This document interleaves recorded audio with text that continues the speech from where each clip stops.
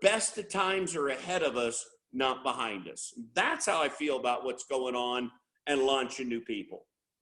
So, and Jeff, we talk about the qualities of the people. I know that for a big thing is, the people. How can you identify a leader? I mean, let's just, you talk, maybe you could talk a little bit about me, just about how you knew that this might be something that I was going to do.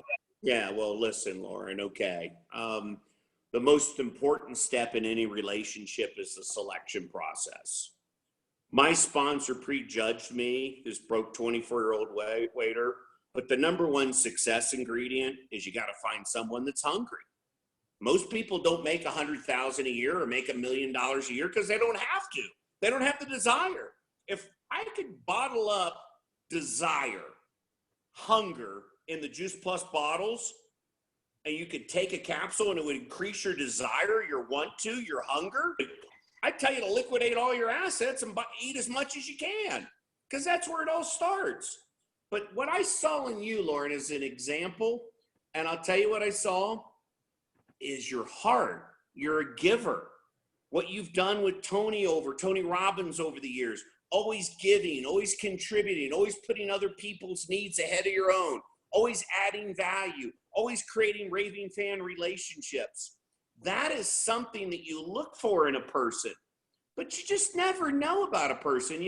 Not only did you have those qualities and that heart and that as a giver, but then you had this tremendous network of relationships that you had all over the world. And I said, if I could just get her to conference. It was the week of conference, Loren. I put the handcuffs on you and said, that's it, you're coming. And we brought 3, 4, 5 other people with you. You sat in the front row. You heard the stories. You were moved emotional. You had that experience. And I knew once you heard those stories coming across the stage, you walked in that room and you saw a company, the company with the heart, the Juice Plus family, and you heard the stories and all the relationships and the love and the connection and the growth and the contribution. That's how you build your business, guys. You do the basics and the fundamentals every day, but we got Arizona coming up, which Loren, by the way, is closing the conference in Phoenix here at the end of our coming up here just within the next, 30 days or what? Or the countdown coming into conference. And you show up there, you don't take it for granted. This is the Super Bowl. This is the World Cup. How Jeff Roberti has built this business is I've gotten people to conference and they see it, they experience it, they're moved emotionally. You can't really explain it until you've walked in that room and see thousands of people, and people in the business world, the corporate America world, it's like a rebirth. It's like a cleansing. Because in the corporate world, people at the top never try to help people at the bottom get to the top. And that's how our business works, is you're always trying to help that new person get to the top. And Jeff, it seems like, I guess for me, I've got, what you and Cheryl have done such an amazing job of doing is really, painting the vision of what conference means. And so for people right now that go, yeah, it'd be nice to have a couple people at conference, maybe, especially people here that are here in the U.S. We would just talk to a girl, Linda and I just spoke to a young girl who, went and flew over to the Australia conference. She's from the United States and flew over to the Australia conference. She was brand new in the business. And, to create that vision for people, what would you say to people to help them get over their stuff? I remember, you told me, you said, Loren, I'll never forget for Orlando. I think I was only 2 years in the business, and you said, go rent a bunch of houses. And I remember that I rented all those condos. I think there were 5 condos. And I was like, shit, well, I better fill these up, right? So getting a little bit uncomfortable is a big thing. What would you say about that? Well, that's a great question, Loren. Get this down in your notes. I have always invested in a proven systems, and proven people. Well, what do I mean by that? The Juice Plus Live, the Juice Plus Conference is definitely a proven system. It doesn't work all the time, guys. If I had people come to conference and say they're going to do something, or they come to conference and they don't see it. And, if that doesn't light their fire, their wood's wet, I don't know what to do. I mean, sometimes it doesn't work. But the ones that I have gotten to conference, that have experienced it, that it touched their heart, they were moved emotionally, they saw the big picture, they saw the vision, they were flying so high that they needed a plane to get home. That's where I've built my business. So I've always invested into a proven system and proven people. What do you mean by that, Jeff? Even when I didn't have the money, Loren, in the very beginning, I always invested into people, getting them to conference. Maybe it was a conference ticket. Maybe it was their hotel room. Like, if you get yourself there, I'll get the room and I'll get your accommodations for 3 nights, whatever it was. And I did that with you. You've done that with Linda Evanton over in Australia. She's done that with her team. Cheryl's done it. I mean, we all know that investing a little bit of money back into your business and back into a proven system and back into proven people pays huge dividends. The difference between an expense and an investment, there's a return on the investment. It's not an expense, it's an investment, and you're investing into your business. So I've always treated this not like I spent $50 to fill out my application, guys. I pretended I spent, $5 million to buy my franchise. How would you treat it then? Would you just kind of treat conference like, oh, by the way, I may come by myself and bring a few people? No.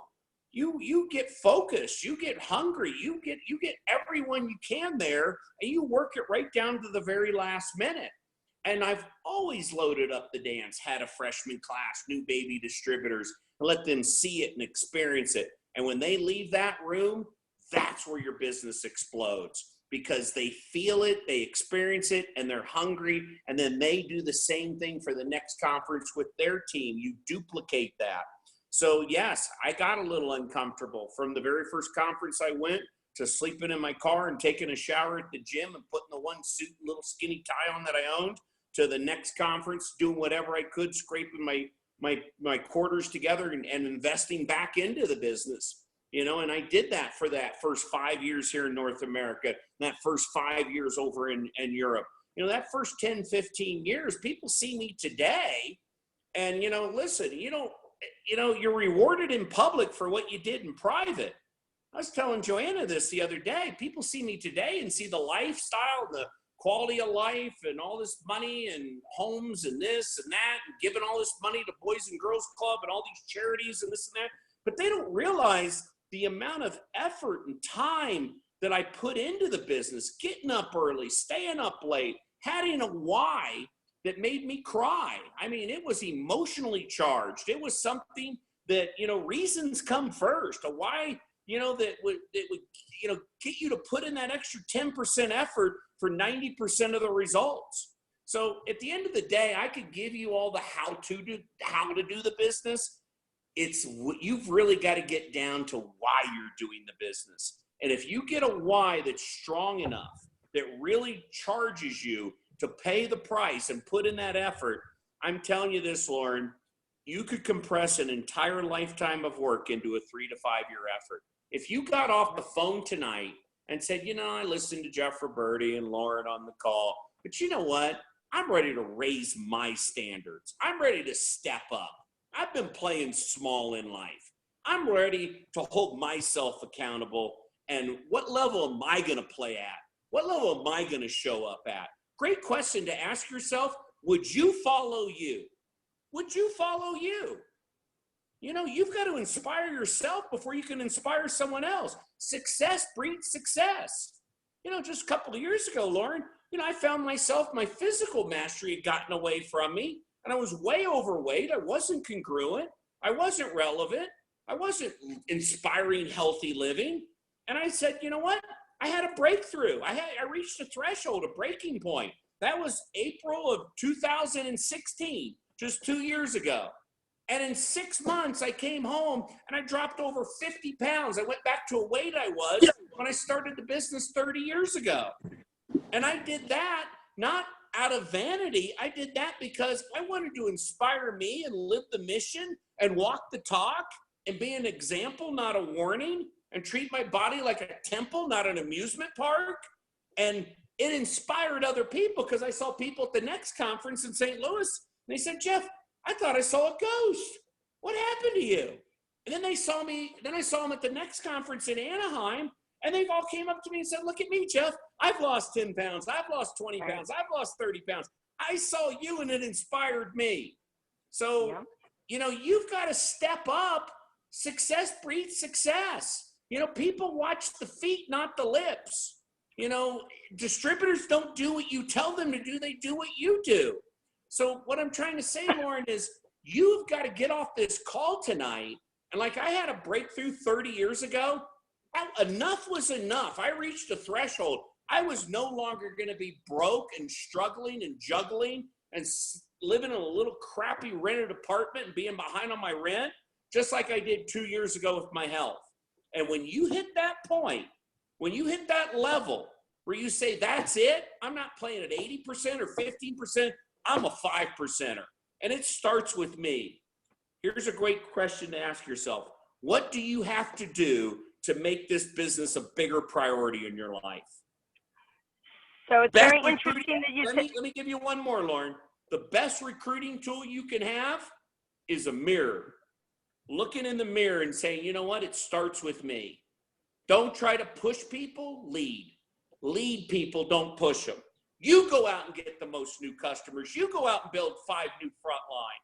Instead of trying to manage people and push them, why don't you stay in the production stage and keep building new business? And that will inspire your team to do what you're doing because you're leading by example. Why has Jeff Roberti built this kind of business? I don't know, because I stayed in the production stage and built this massive amount of width. And sometimes some of the distributors would be like, oh, well, Jeff, I'm not the issue. I'm mad at you and you're not spending all your time with me and putting all your eggs in one basket. Look, I've showed you the business. I told you, I showed you, you tried it, you do it. I've duplicated myself through you. It's not my business, it's your business. Step up or I'm going to go get some new people.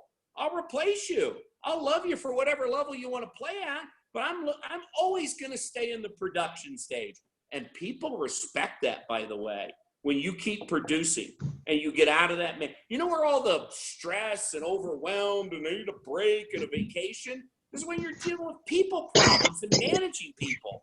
Where the fun, the juice, and the joy is putting on new customers, building new team, building new distributors. That's fun. That's exciting. That's what I talked to Cheryl about. I had that conversation with Cheryl several years ago. Cheryl Cortese, her check had gotten up to a level. And I said, well, would you like to double your check? She said, absolutely. I said, you want to know how you do it? Pretend you just filled out your application. You're starting over. And what you did to get to National Marketing Director in the beginning, go do that again. Go get 5 new front lines and build a new team. And watch what that does to your organization. You guys want the real deal? You got to step up. You've got to raise your standards and hold yourself accountable that you inspire you and which will inspire other people. Does that make sense?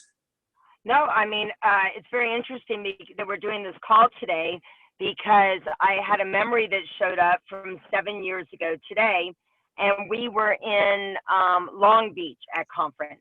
And I'd been through, it was probably the worst time where I was trying to get my kids there, and I had to go to the pawn shop before to get them to be able to come with me. And I was just a couple of years in the business, right, 4 years. So I'd been in NMD just for 2 years. And so my business, some of the people my first wave of people that were in the business weren't as active as they were. And you said to me today, I still have the Post-it note, otherwise I'd show you guys. It's a Post-it note from that day, back then. And you said to me, Loren, what do you need to do to make this business a bigger priority?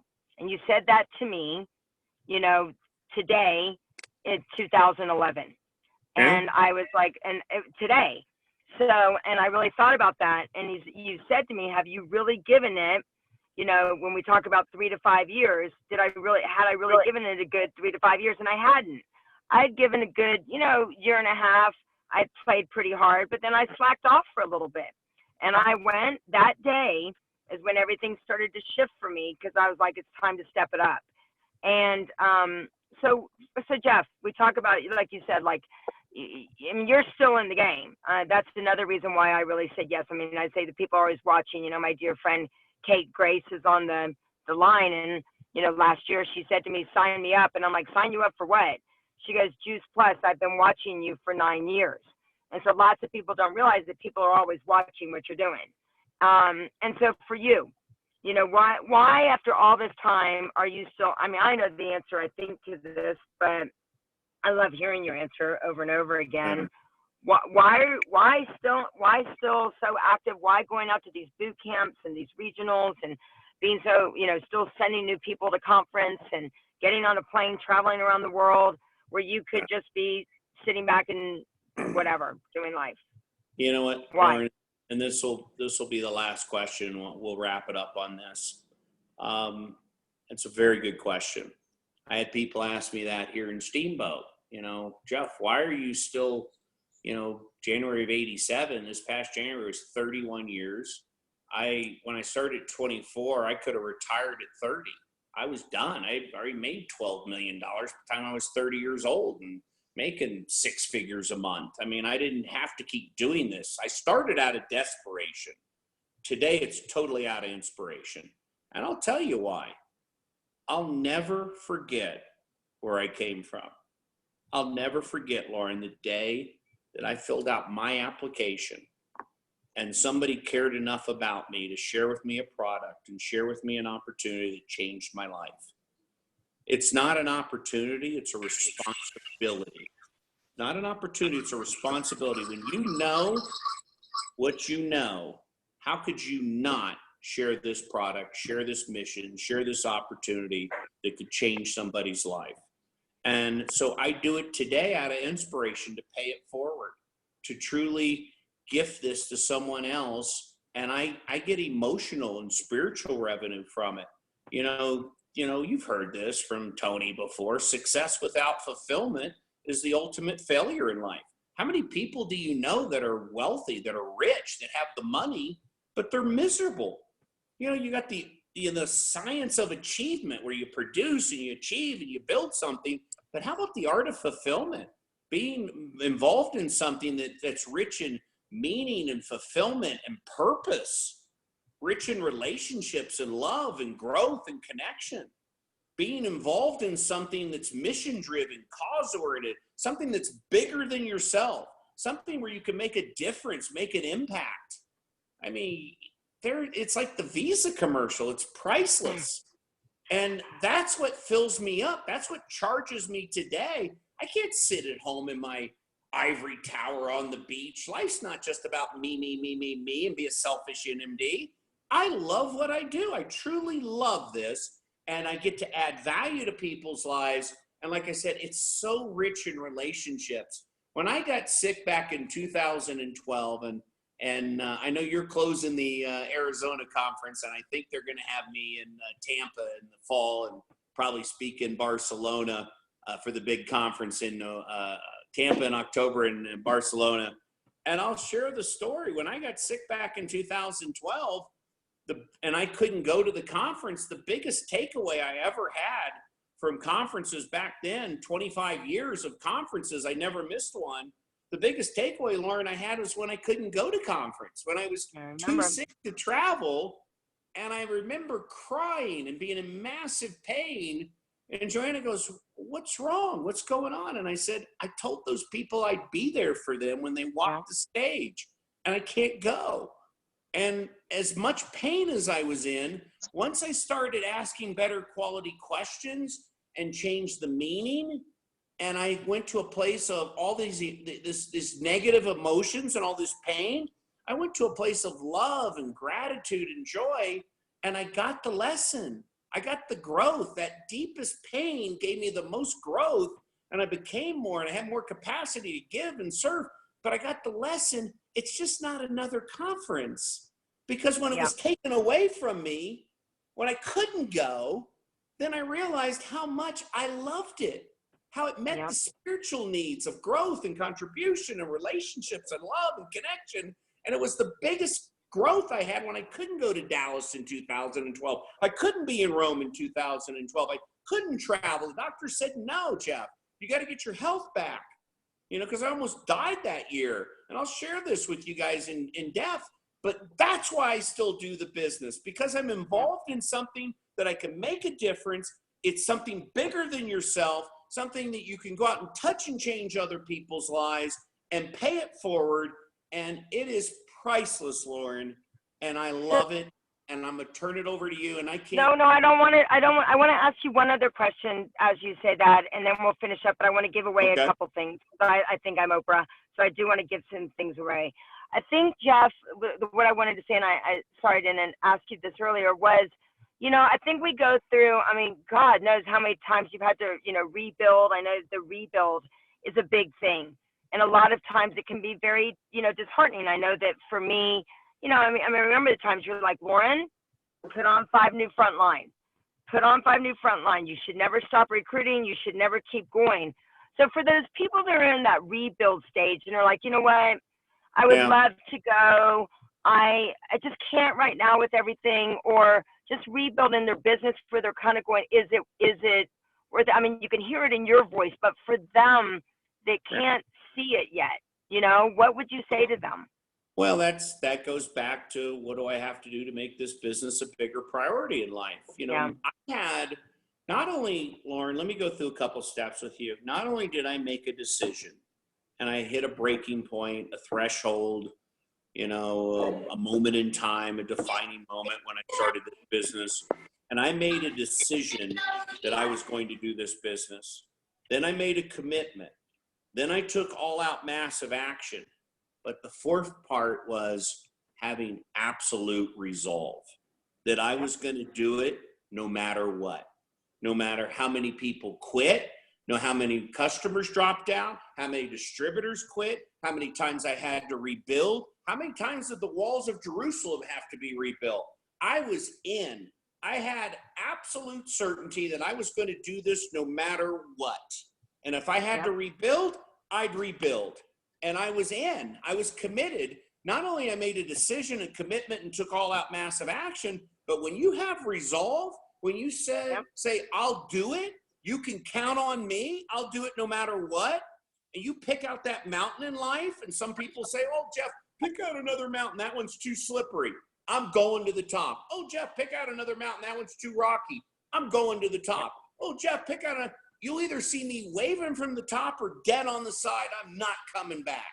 And when you have that level of resolve, I had to rebuild after the water days. I lost hundreds of marketing directors, guys, and I rebuilt. So did Cheryl. So did the Burdick. So did some of the other people that were in the business back then. This is nothing new. But you know what? How many distributors do you know in our profession that can sit there and say, I've been with one company for 31 years, 3 decades. And I would bet everything I've made over the last 31 years that this thing's going to be bigger and better over the next 31 years. The best of times are ahead of us. So my final message to you guys is a call to action. I'm going to give you some marching orders. You got to seize the moment. You got to strike while the iron's hot. You got to have a sense of urgency, a fear of loss. You got to get off this call and not just say, oh, well, okay, that was great. No, put in that extra 10% effort that's going to produce 90% of the results. Pay the price for a period of time. Give me 3 to 5 years, and you can compress an entire lifetime of work in the next 3 to 5 years.